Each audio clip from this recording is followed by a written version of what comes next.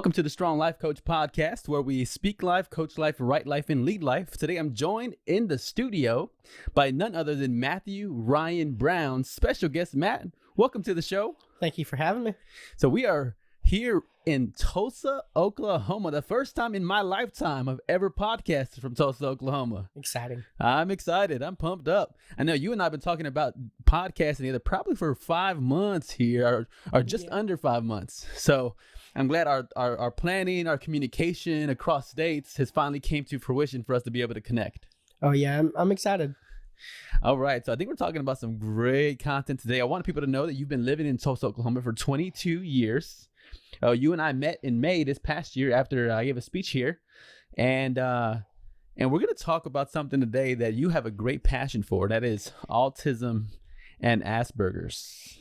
Yes. And I know I'm going to circle back to this later when I ask you a few questions, but you started a podcast on Facebook, which is not yet available to the public. No, I'm working on it, but at the time right now, it is not available. It's just for a secret group, a few people. Mm-hmm. So. All right.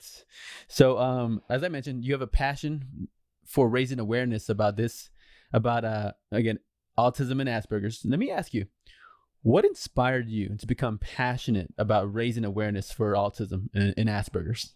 So I personally actually have autism and Asperger's. I was diagnosed when I was probably about 13, but I didn't really get a passion for it until I was in high school. And I was in special ed. I had all these special ed classes. But one kid in my class, he also had the exact, like me, he had autism, he had Asperger's, and he would use it as a crutch. And it was, and I always thought, oh, I have an ability. I've always liked superheroes and stuff. So to me, that was like a superhero ability. And my passion came because he always wanted to do the opposite. He goes, oh, I can't do it because of this. I can't do it because of that. And I'm like, okay, everybody needs to know that autism and Asperger's isn't just a disorder that it completely debilitates you. So I would go to help him, and hey, you can do this in your class. You use this as an ability, not a disability. Wow, I like that. That's when I first became getting passionate, because I started helping him, and I realized helping him realize this. It's like, wait a minute, there are so many people out there that have no idea what it is. Right, and there's something so powerful. You said the phrase that I love that you said ability versus disability. I think I heard as well is you believe in your attitude about it is that of it's not about limitation. Oh no, it's about possibilities and exploring what's possible, and not what I can't do, but what I can do, and that shifts everything. Right? Yeah. When we have that kind of attitude focused on what I can do, what I do have, what is in my ability to make positive change in the world. And that's what you do, and that's what you're about. Exactly. I want people to know that it's not something that should be feared. If they have it, if their child has it, if their best friend has it, it's not something that you can't go up to and go, hey, so what's this autism you have? I mean, I work on the approach. Right. You don't want to go, hey, how's this disability that you have going on? But I think it's something that should be more explored and more understood. That, to me, is the cure for most things. It's just the knowledge and the understanding of it. And I respect your maturity about it. I know we're going to get into some of what you're doing inside of your passion. We're going to get into it in a little bit, and I think those things that you're doing outside of your normal, what you're paid to do, and if you're normal, even I know you're involved with the local church as well here. But I love seeing what you're doing and not allowing limitations to hinder everything that you're trying out. So let's talk about the next one, which is, what advice would you offer to people who meet somebody with autism and Asperger's for the first time? Okay, so I kind of touched at this, but if you find out that your best friend or your child or somebody has autism, it's not the end of the world. It's not, oh my gosh, I have to walk on eggshells now.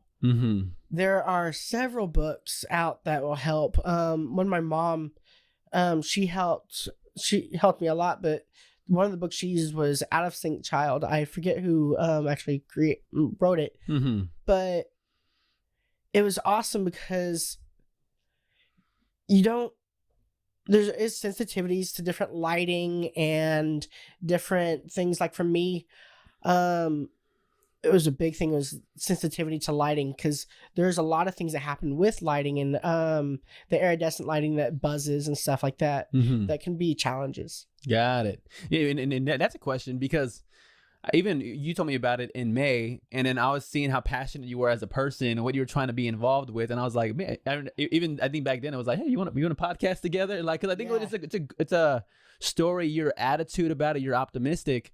So you're saying, to understand it's not the end of the world. How have you seen it kind of manifest with you? Like how does it affect you? I know you mentioned the lighting. How have you seen it in your life and in your walk?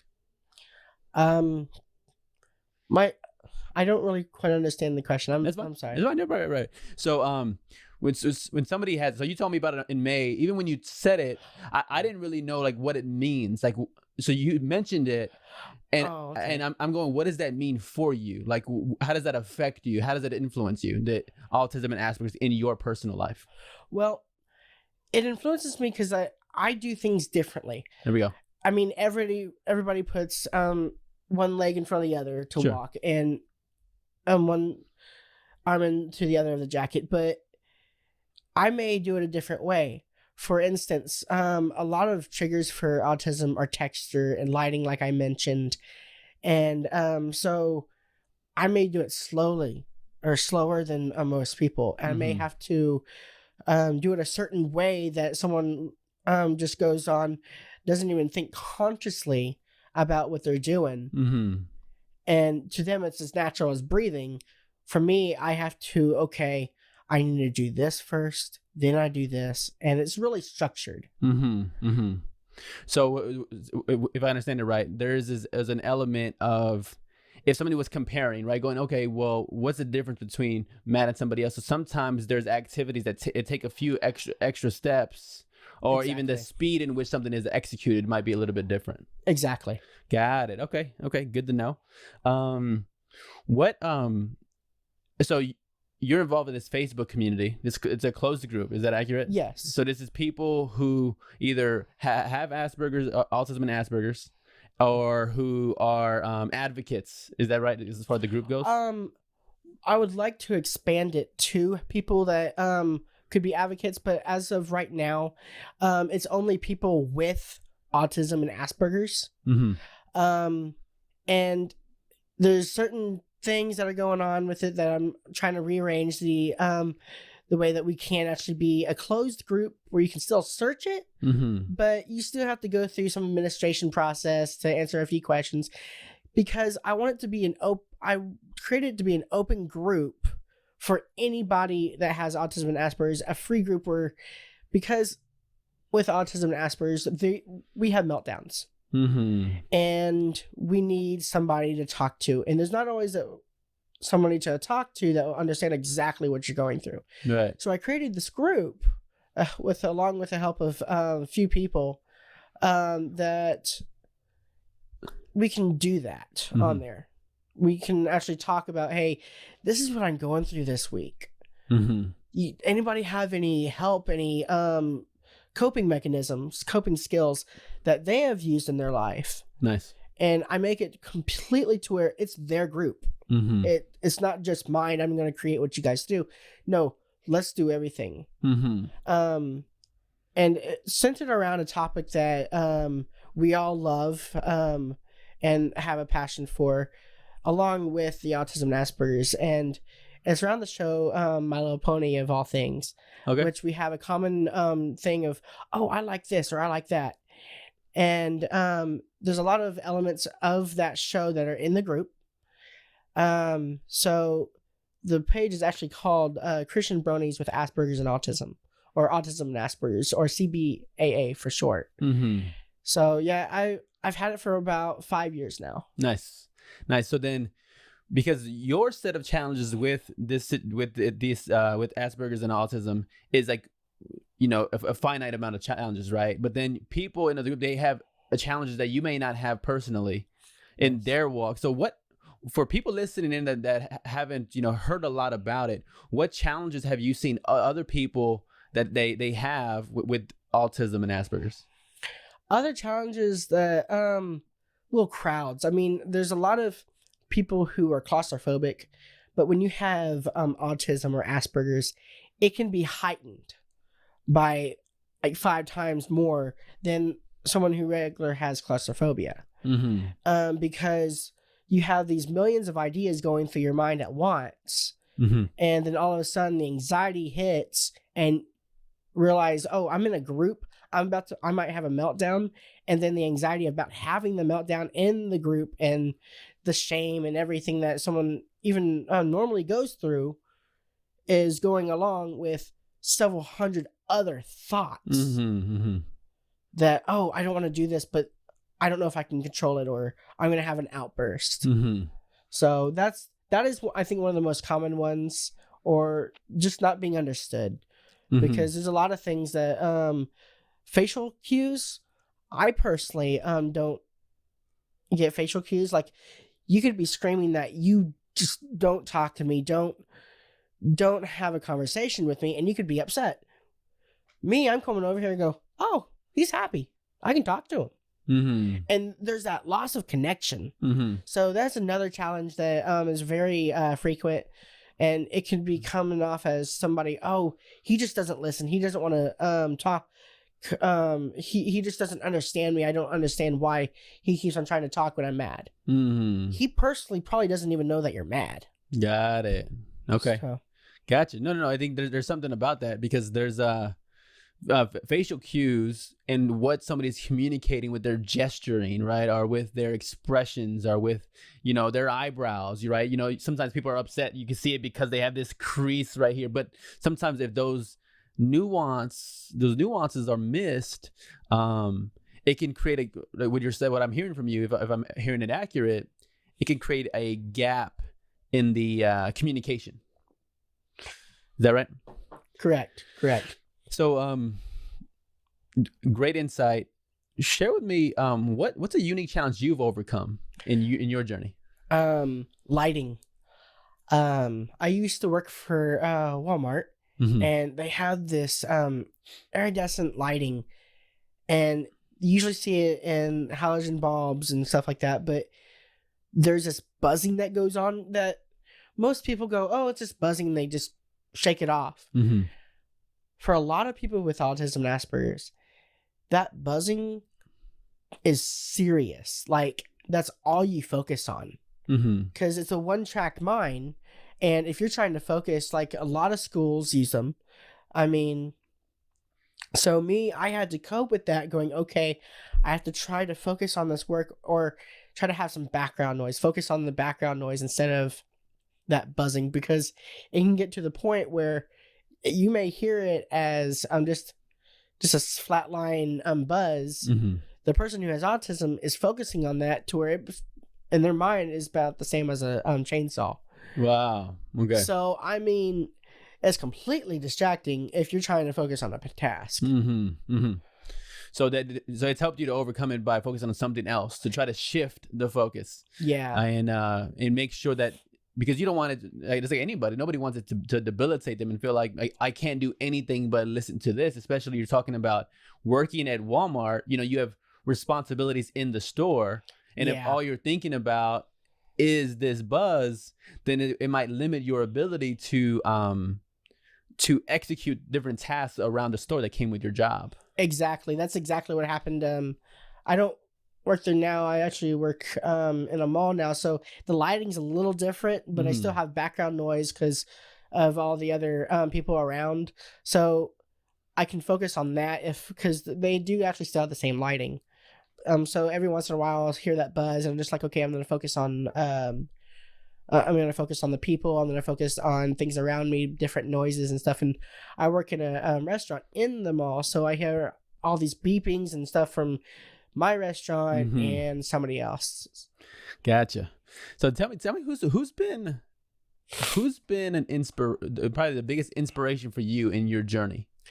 I'll have to give a shout out to my mom. From the very beginning, she was very understanding, and to the point of, okay, whatever you need, we're gonna do our best to get this done for you. Whether it means, hey, need certain tools to work with, like I would chew on pencils, and actually I have an example of some stuff. So like I like springs, and it has to do with the resistance. So these little clips, carabiner clips, actually help. So I got some of those. I love springs, like I said. So I'd get different things to work with.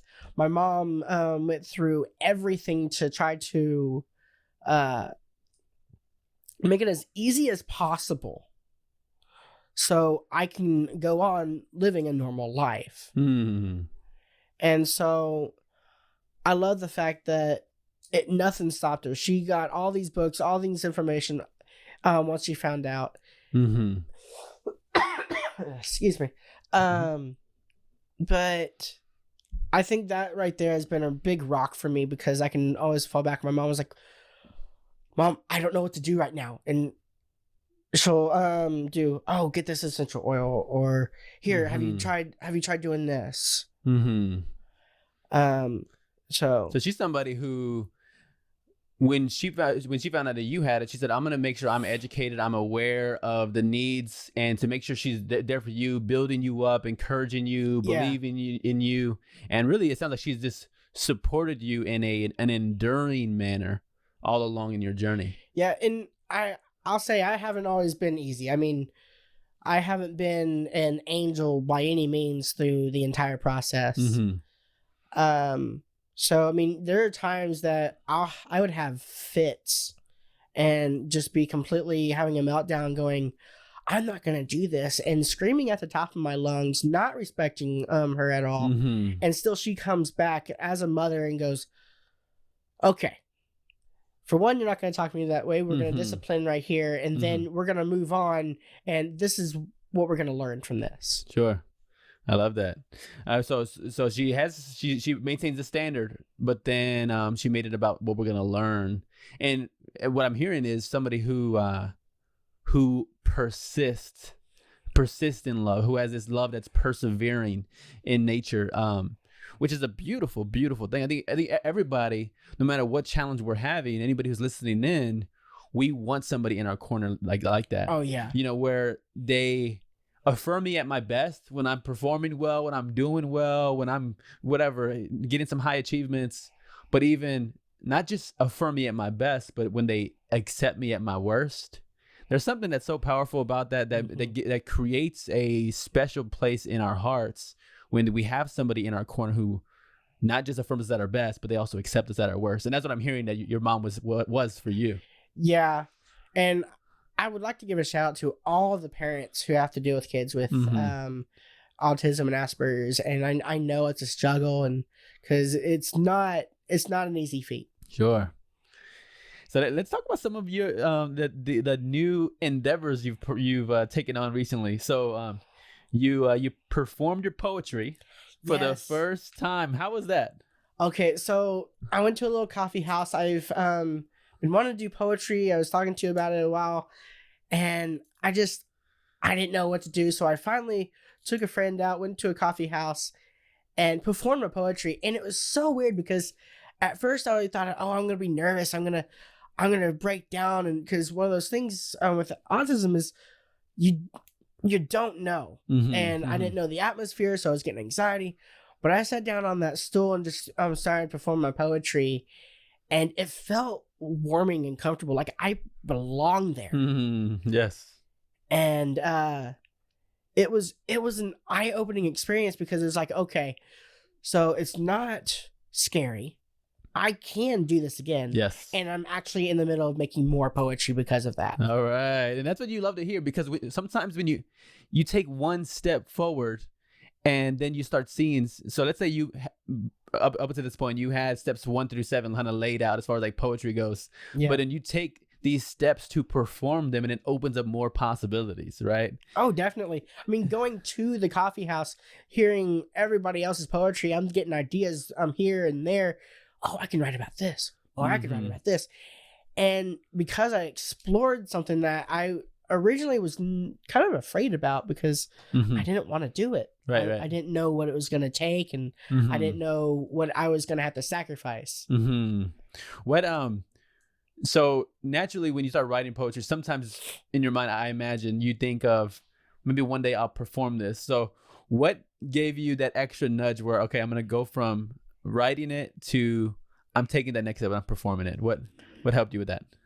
Talking to several people, including you, getting advice, going, okay, I want to do this, but I don't know what to do. And